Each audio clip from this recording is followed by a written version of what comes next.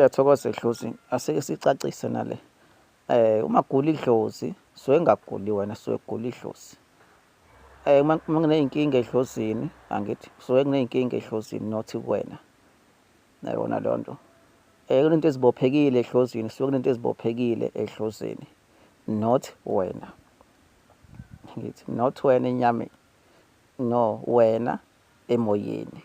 Uma kukhona inkinga kusithunywa okuyithunywa, inkinga sikusithunywa sakho, hhayi kuwena, angithi. So, ukugula kwakho ungakufanisi nokugula kwey'dlozi, inkinga zakho ungazifanisi ney'nkinga zey'dlozi.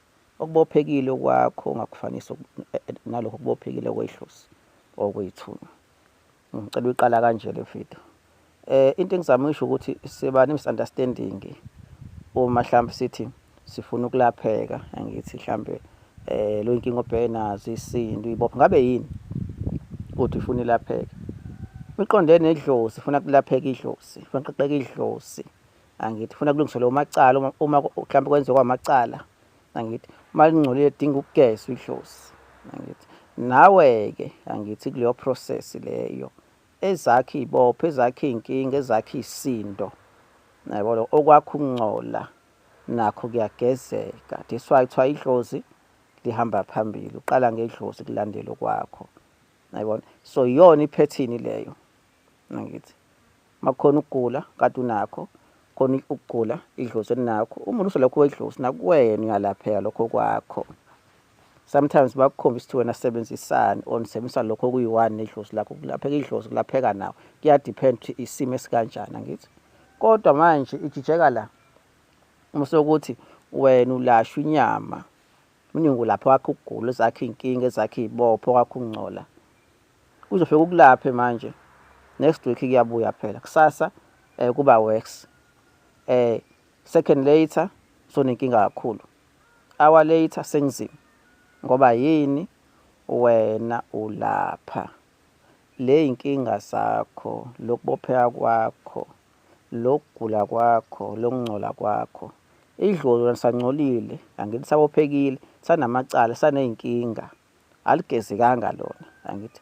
Azange kulapheke loya kugula or kube ngcono, azange kuqaqeke, wena uzenzele wena. Ila silenza khona iphutha.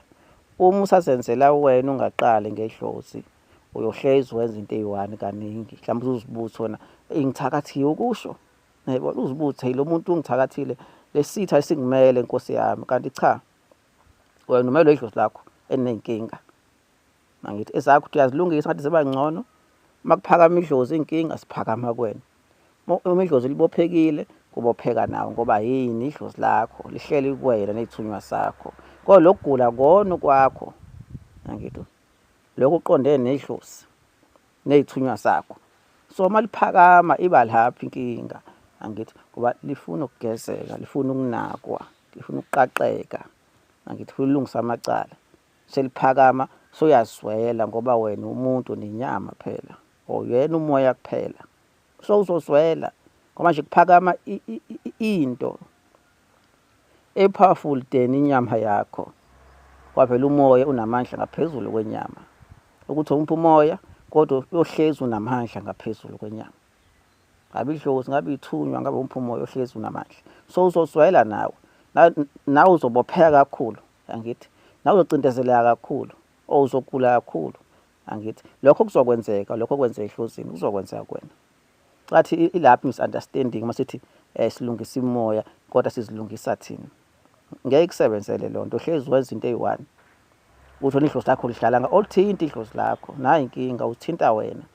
Wakalithinti lona.